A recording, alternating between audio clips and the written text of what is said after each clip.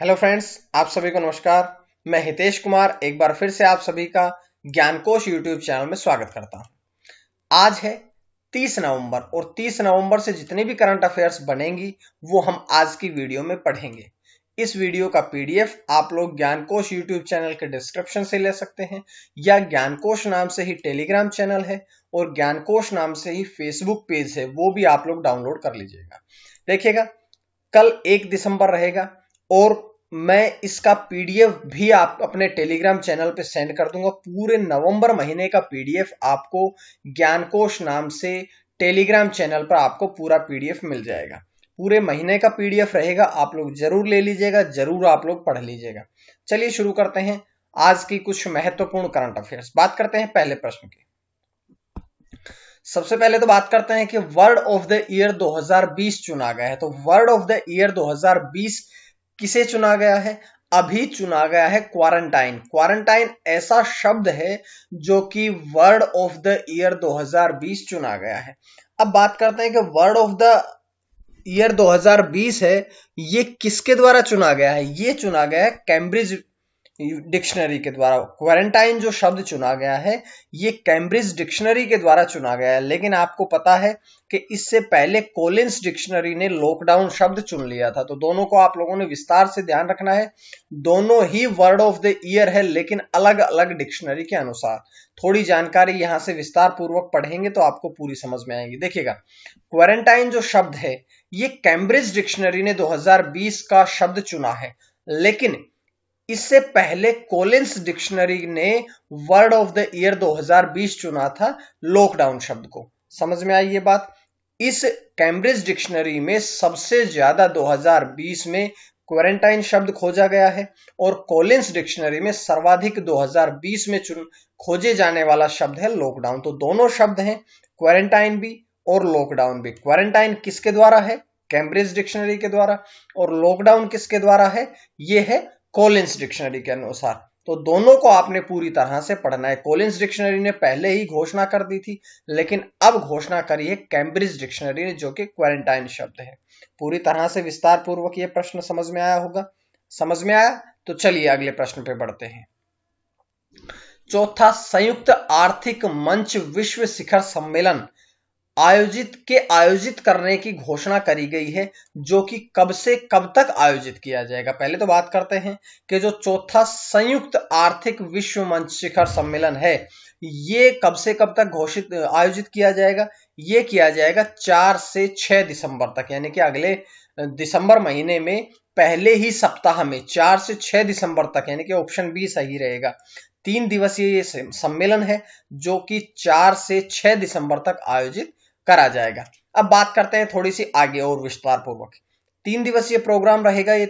3 दिवसीय, इसमें 30 देशों के 80 से अधिक वक्ता भाग लेंगे। 30 देश इसमें शामिल होंगे।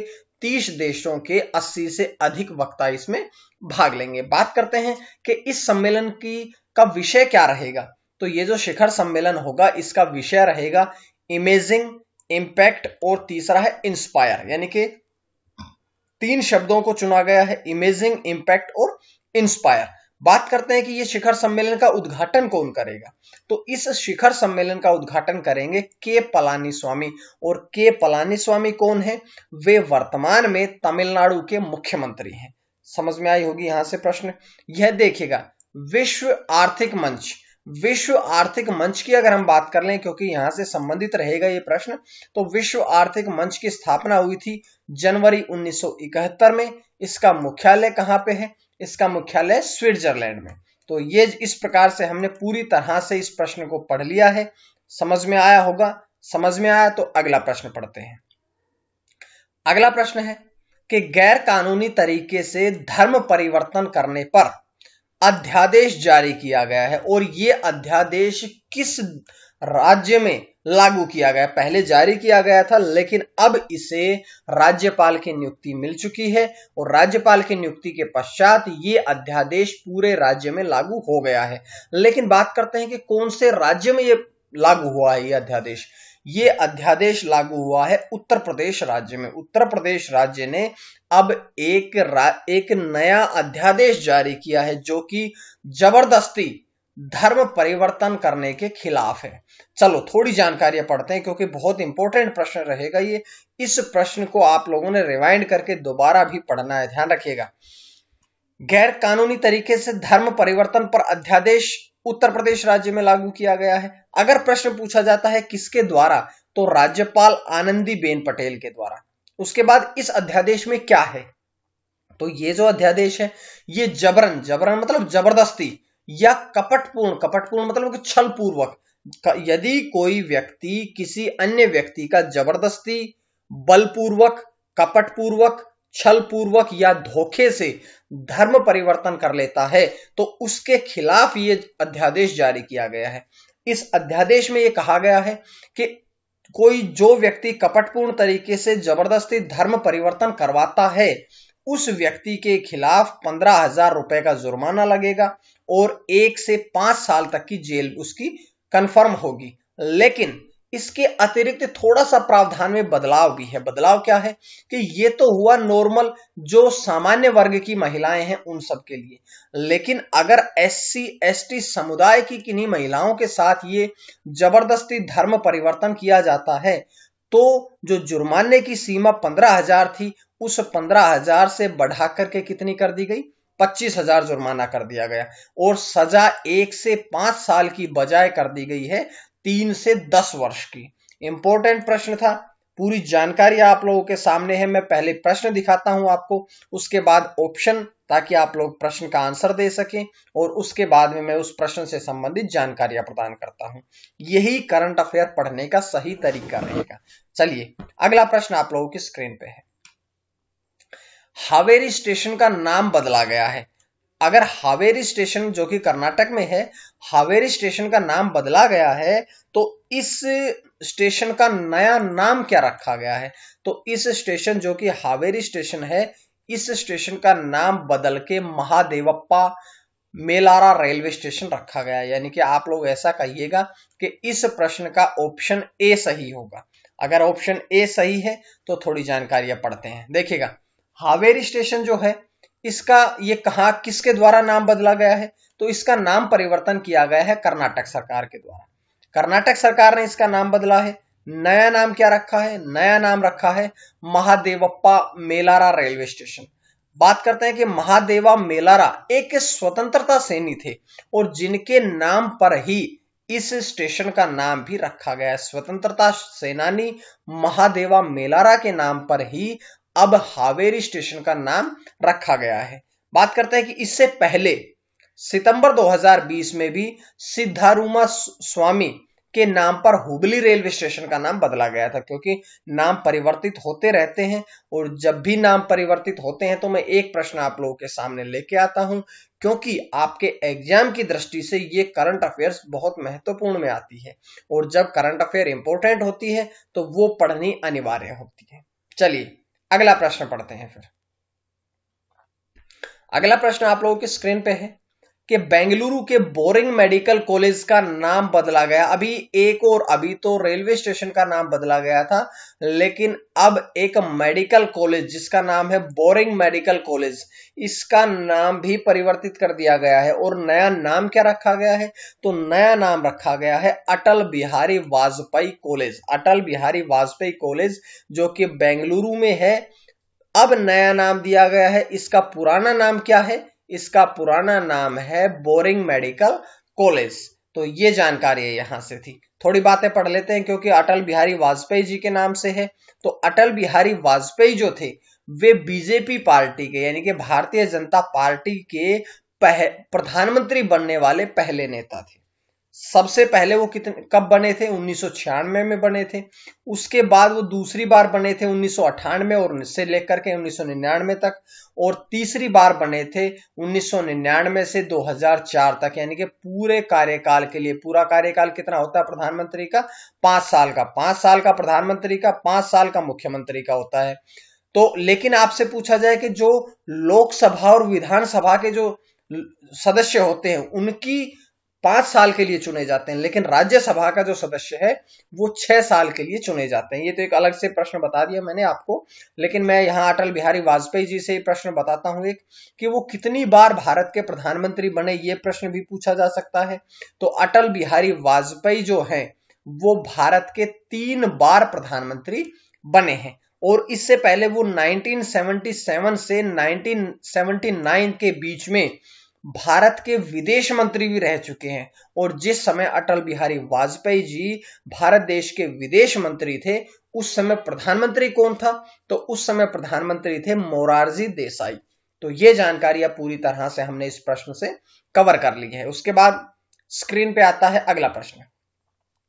अगला प्रश्न आप लोगों के लिए है कि हीरो मोटोकॉर्प ने अपना चीफ ऑपरेटिंग ऑफिसर सीओओ किसे नियुक्त किया है? देखिएगा, पहले तो मैं फुल फॉर्म की बात करता हूं, इससे पहले हमने एमडी की फुल फॉर्म पढ़ते आए थे, सीईओ की फुल फॉर्म पढ़ते आए थे, लेकिन ये सीईओ नहीं है, बल्कि ये क्या है? ये है सीओओ। ठीक है, तो ये जानकारी यहां से मिली आपको। लेकिन कौन बने हैं? तो अभी हीरो मोटोकॉर्प ने अपना जो नया चीफ ऑपरेटिंग ऑफिसर चुना है, वो चुना है माइकल क्लार्क को। तो माइकल क्लार्क जो हैं वे हीरो मोटोकॉर्प के अगले सीईओ बने हैं। अब देखो एक प्रश्न और भी, कि वो तो भाई 1 जनवरी 2021 से ये उनकी पदभार वो संभाल लेंगे। इसके साथ साथ माइकल क्लार्क जो है वे मानव संसाधन विभाग के प्रमुख के रूप में भी कार्य करेंगे। अब देखिएगा, हीरो मोटोकॉर्प के सीईओ बने हैं, तो हीरो मोटोकॉर्प से भी तो प्रश्न बन सकते हैं। जैसे हीरो मोटोकॉर्प की स्थापना कब हुई थी? 19 जनवरी 1984 को। संस्थापक कौन थे? ब्रजमोहन लाल मुंजाल। बात करते हैं मुख्यालय कहां है? मुख्यालय है नई दिल्ली में। और वर्तमान में हीरो मोटोकॉर्प के अध्यक्ष, मैनेजिंग डायरेक्टर और मुख्य कार्यकारी अधिकारी कौन है? तो पवन मुंजाल जो हैं वे वर्तमान में हीरो मोटोकॉर्प के अध्यक्ष भी हैं, एमडी भी हैं और सीईओ भी हैं। तो ये जानकारी यहां से मिली। उसके बाद आप लोगों की स्क्रीन पे आया है अगला प्रश्न, कि कहां पर या कौन से क्षेत्र में या कौन से देश में पिघलती बर्फ के नीचे से 68 प्राचीन तीर पाए गए हैं? तो ये पाए गए हैं ऑप्शन बी, यानी कि नॉर्वे देश में। नॉर्वे देश में अब पिघलती बर्फ के नीचे ऐसा माना गया है कि ये जो पिघलती हुई बर्फ है ये भी बहुत ही प्राचीन काल से है, और जलवायु परिवर्तन के कारण या अत्यधिक प्रदूषण के कारण ये बर्फ जो है वो पिघल रही है।